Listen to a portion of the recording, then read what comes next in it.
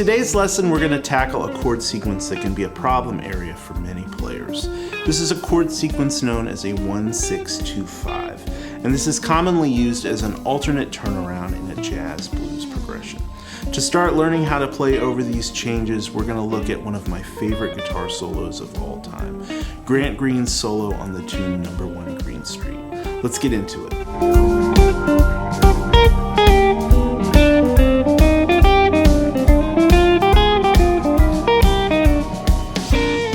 So Grant Green is definitely one of my favorite guitar players, and if you're a blues player who's struggling to get into jazz guitar, he's the perfect bridge between those two worlds. His playing is incredibly soulful, but also fairly easy to wrap your ear around. He plays a lot like a horn player in that everything he plays is single note lines, no octaves, no chord solos, but he's still able to perfectly outline the harmony of the underlying chords.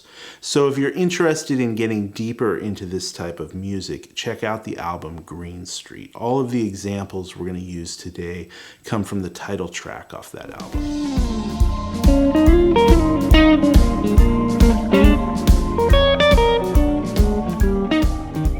So all of the examples for this lesson are going to be in the key of B flat. Now B flat is a really common key for a jazz blues because it's a great key for tenor saxophone and a great key for piano. But as guitar players, we want to be comfortable playing in all 12 keys. So this is a great opportunity if you're not used to playing in B flat to work out some lines in this key. Now to start out, I'm going to comp through the changes of a jazz blues progression. And if you're new to this sort of take on a 12-bar blues, this will give you a very clear picture on what's happening in the underlying harmony.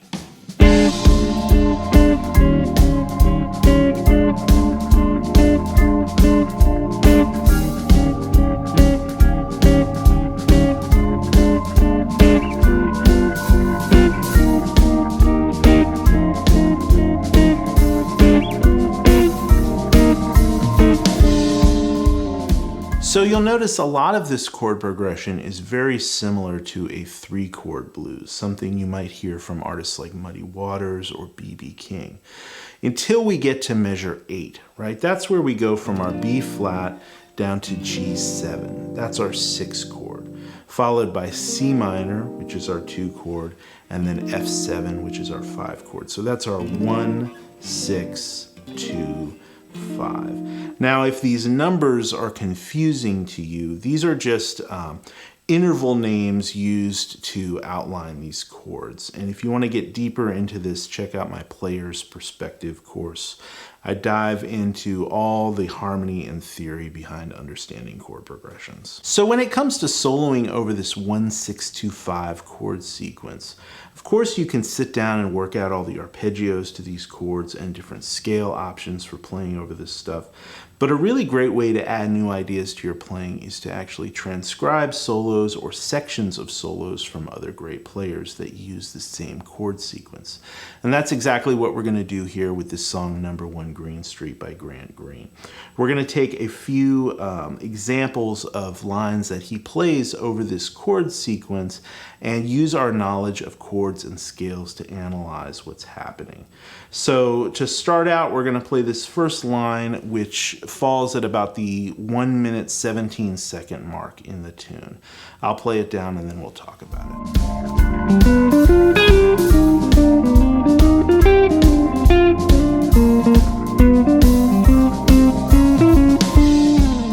So in this example, Grant perfectly spells out the chords by using a lot of chord tones and triads in this example.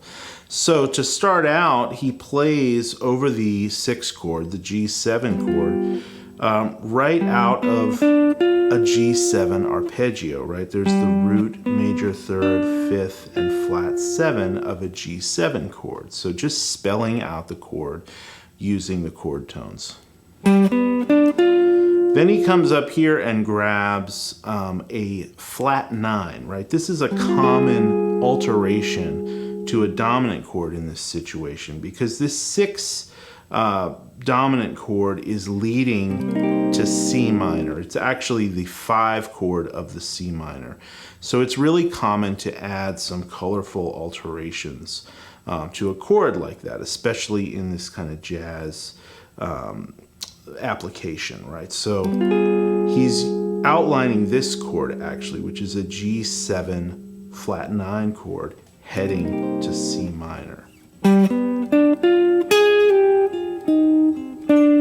Right, and then here he's switching over to really playing out of a C minor scale, or more specifically like a C harmonic minor scale using the major 7.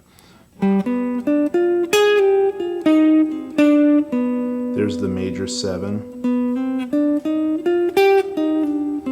So all of that really is just right out of this kind of C minor tonality, right?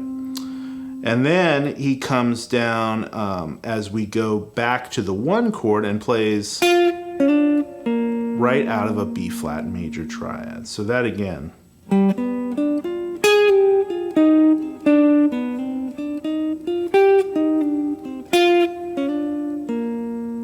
Right, and then as we fall into what is actually technically the turnaround section, right, where it repeats the 6-2-5-1 again, but in twice the speed, he plays this great little chromatic moving sequence where he goes right,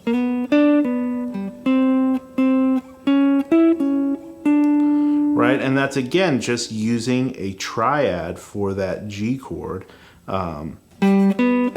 Playing right out of the G major triad, and then leading that up to the root of the C chord, and then continuing that same theme up, playing this sort of altered color over the 5 chord, right, which has a really nice sound to it, and then leading finally to the major 3rd of that B flat chord. So the whole thing together again.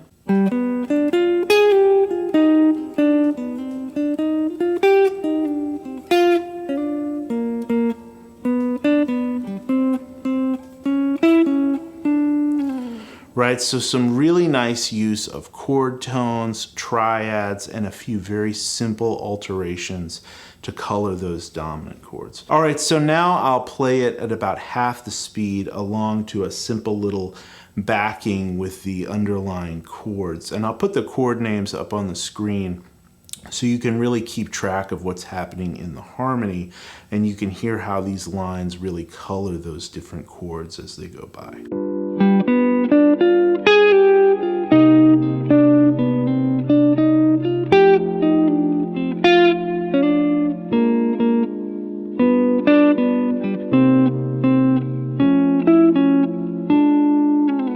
All right, so let's look at another line. This line comes at about the 2-minute and 38-second mark of the tune. Check this out.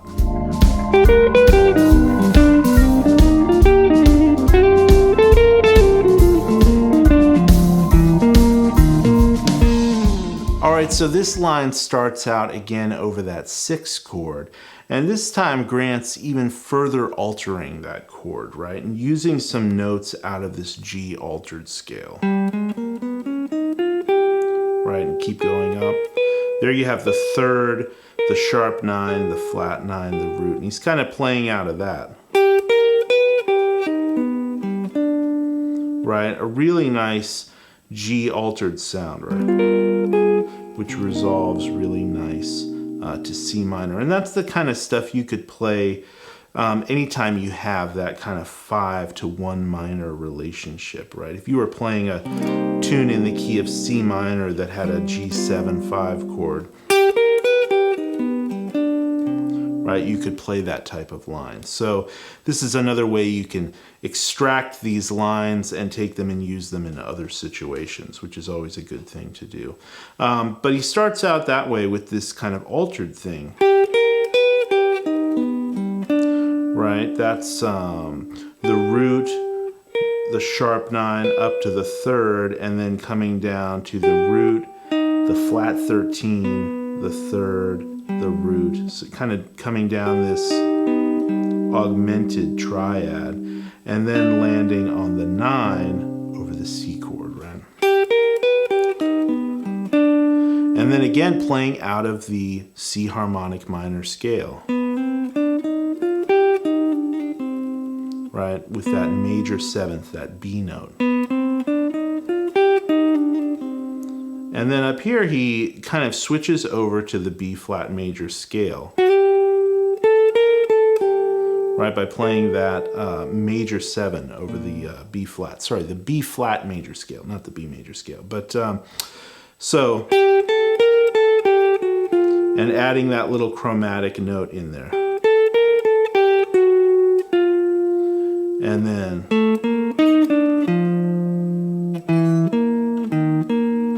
so really pretty kind of B flat major line, and then tags it with this classic sort of little chromatic bluesy thing over the turnaround. Right, which is sort of a classic move. So again, all together.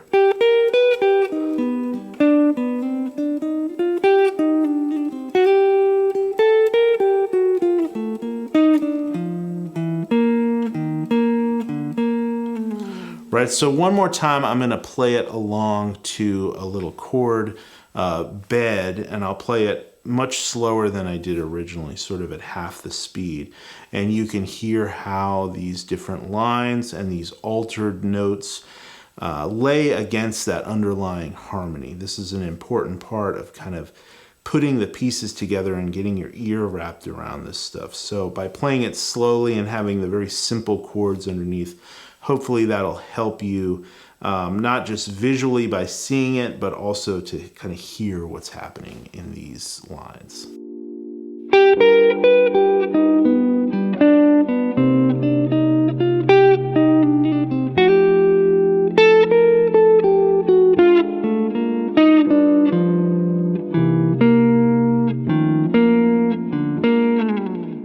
All right, so let's look at one final example. This comes from the 3-minute and 58-second mark. This is actually the final line he plays at the very end of this solo. So check this out.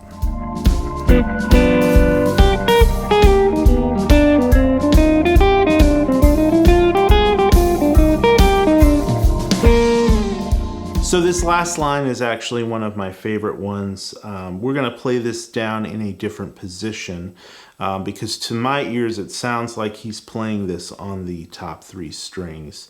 It has a little bit of a thinner tone to it. But this is a really cool line. It actually starts, he just kind of plays a little chord jab over the 6 chord, and then the line really begins over the 2 chord. So again, changing up the phrasing, you know, and just outlining these chords in a different way. But he starts this out by playing this cool little augmented arpeggio over that 2 minor chord, right? Which you could look at as the harmonic minor scale, right? The C harmonic minor scale.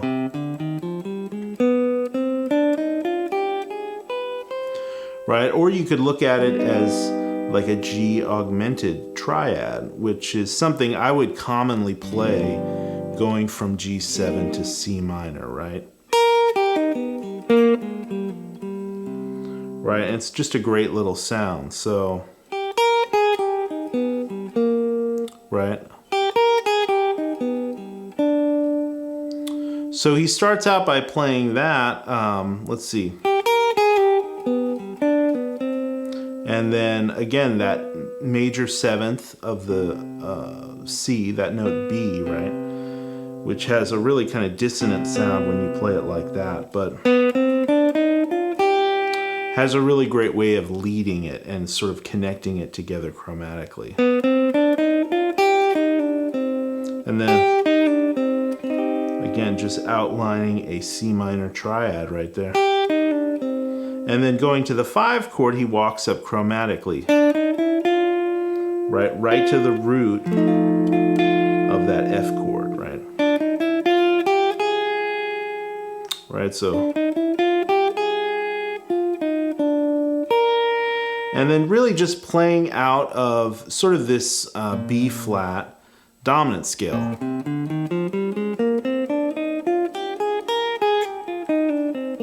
Right, and just playing out of that scale to connect the things together. So, one more time.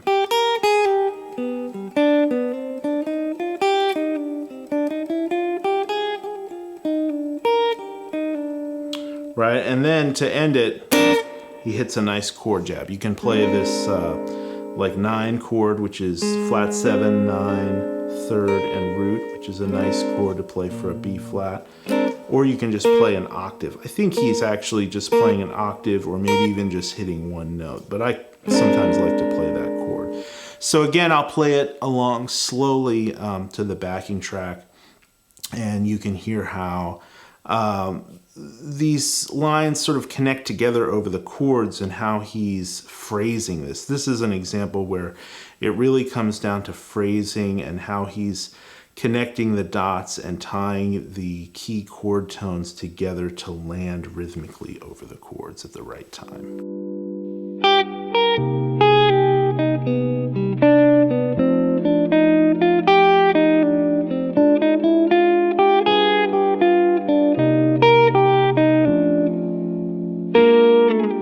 Alright, so as always, all the tabs for this lesson and all my other lessons are available over on my Patreon page. Look down in the description section of this video for all those links. And until next time, happy practicing and take care.